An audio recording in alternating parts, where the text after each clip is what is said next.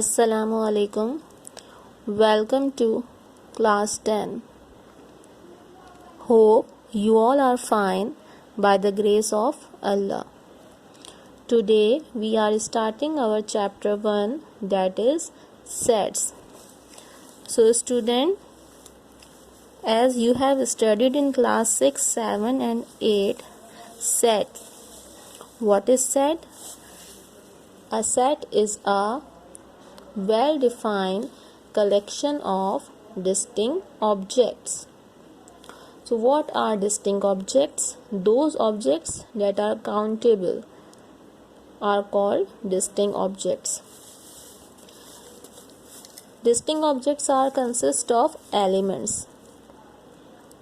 Elements are denoted by small letter and set is denoted by capital letter. What I say? Elements को हम किससे denote करते हैं? Small letter से, like A B सी.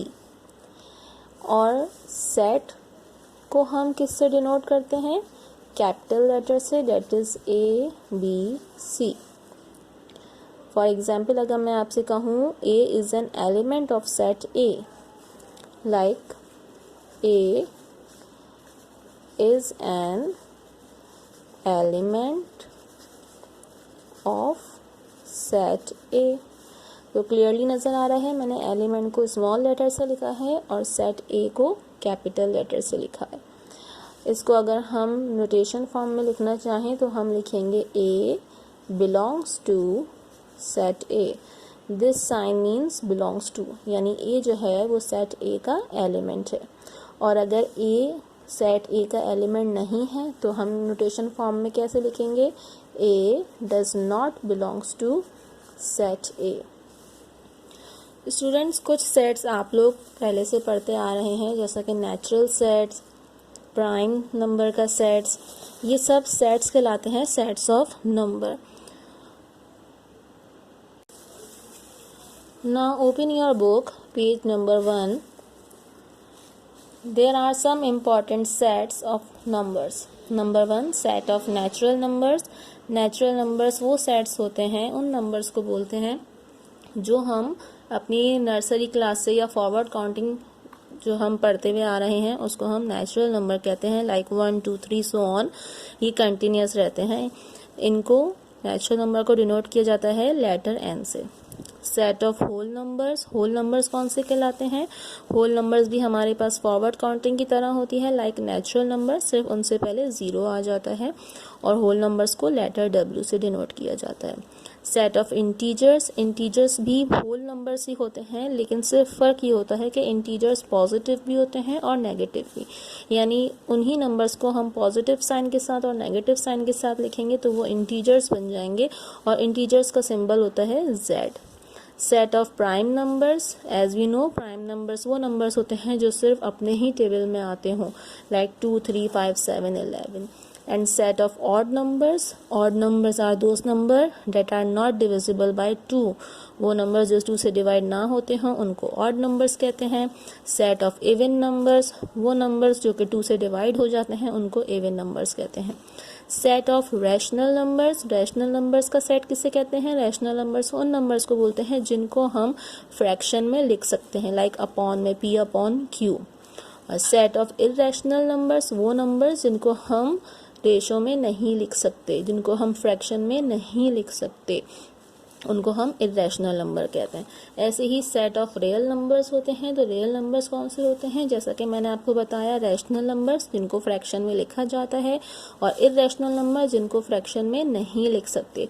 अगर इन दोनों का यूनियन निकाला जाए, यानी इन दोनों नंबर्स को एक जगह इकट्ठा कर दिया जाए, तब वो कहलाते हैं set of rational numbers. Now our next topic is notation.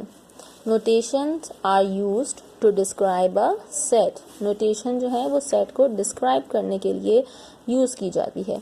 3 types की नोटेशंस होती हैं. Number 1, tabular form. अब टैबुलर फॉर्म कैसी होती है? जिस तरीके से आप लोग सेट में पढ़ते आ रहे हैं. फॉर एग्जाम्पल, अगर मैं कहूँ कि सेट ए बराबर है A B C D, this type of notation is called tabular form. और अगर मैं इसी सेट को स्टेटमेंट के तौर पे लिख दूं, एक सेंटेंस के तौर पे लिख दूं, तो वो मैं किस तरीके से लिखूंगी? द सेट ऑफ, लाइक मैं लिखती हूँ A is equals to the set of first 4 letters of English alphabets। मैंने इसी सेट को डिस्क्राइब कर दिया। This type of form is called descriptive form. और अगर आपसे कहा जाए कि एक तरीका और है सेट को डिस्क्राइब करने का, तो वो तरीका क्या है? फॉर एग्जाम्पल, अगर मैं लिखूं सेट A बराबर है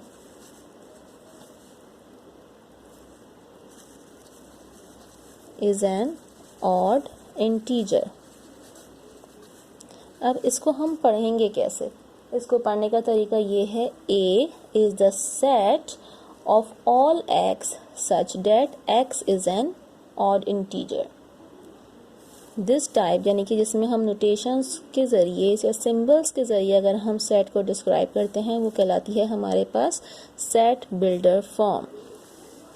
now our next topic is null set या एम्प्टी सेट। नल सेट और एम्प्टी सेट दोनों एक ही बात है। अब सबसे पहले नल सेट कहते किसको हैं? A set with no element is called the null set. वो सेट जिसके अंदर कोई भी एलिमेंट नहीं होता उसको हम नल सेट या एम्प्टी सेट कहते हैं, और इसको डिनोट किया जाता है एम्प्टी ब्रैकेट से या फिर साइन से। Next topic is finite set, a set which contain specific number और एलिमेंट्स। वो सेट जिसमें खास किस्म के नंबर मौजूद हों, यानी स्पेसिफिक मतलब एक काउंटेबल नंबर मौजूद हों, उनको हम कहते हैं फाइनाइट सेट्स। फॉर एग्जाम्पल, अगर मैं लिखती हूँ 1 2 3 4, तो मैंने 4 पे स्टॉप कर दिया है, तो दिस इज फाइनाइट सेट। अगर मैं बोलती हूँ planet of our solar system, तो as we know there are 8 planets in our solar system, so 8 is a specific number, so it is finite set. Now what is infinite set? A set which is not finite is called an infinite set. वो set जो कि finite नहीं होता उसको हम infinite set कहते हैं। या मैं इस तरीके से भी कह सकती हूँ, वो सेट जिसके अंदर स्पेसिफिक नंबर्स मौजूद ना हो, which does not contain specific number, specific elements are called infinite set. For example, अगर मैं लिखूँ 1 2 3 4 so on, so it is infinite। मुझे नहीं पता 4 से आगे तक ये नंबर्स कहाँ जा रहे हैं। इसके अलावा अगर आपसे कहा जाए स्टार्स इन आवर स्काई, तो वो भी हमें नहीं मालूम कि उनकी गिनती कहाँ तक जा रही है, so they are also infinite set। Now we will start our exercise 1.1 page number 5। जो टॉपिक्स मैंने आपको एक्सप्लेन किए हैं उससे रिलेटेड ही एक्सरसाइज में मैं आपको क्वेश्चंस करवाऊंगी आज। फर्स्ट क्वेश्चन है, use both tabular and set builder form to specify the following sets.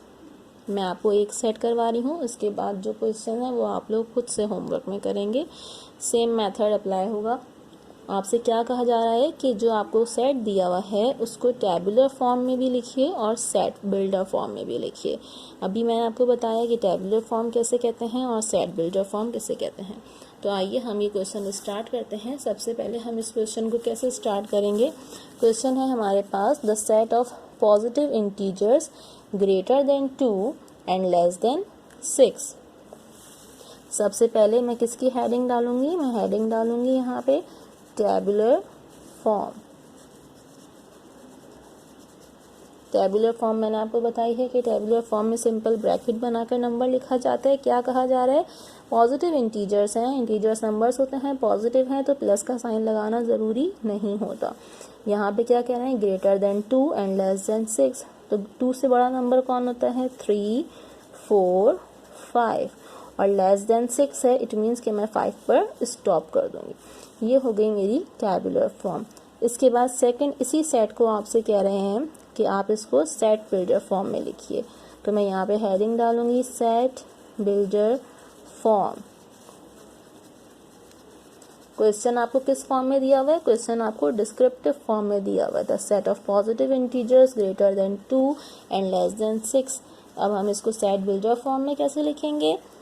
Set of all x, इस सिंबल का मतलब होता है set of all x belongs to, set किससे ताल्लुक रखता है? क्या कह रहे हैं आपसे? इंटीजर्स। तो इंटीजर्स का सिंबल कैसा होता है?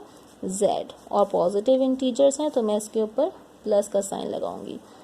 दैट इज, सेट है क्या? 2 यानी ग्रेटर देन 2, सेट बिलोंग्स करता है इससे, और लेस देन 6। इस तरीके की नोटेशन फॉर्म या सेट बिल्डर फॉर्म हम उसको बोलते हैं जिसमें आप सिंबल्स यूज करें। Set of all x belongs to positive integers that is greater than 2 less than 6। बीच में x क्यों लिखा है? क्योंकि x जो है उसको हमने s यानी अपना सेट कंसिडर किया।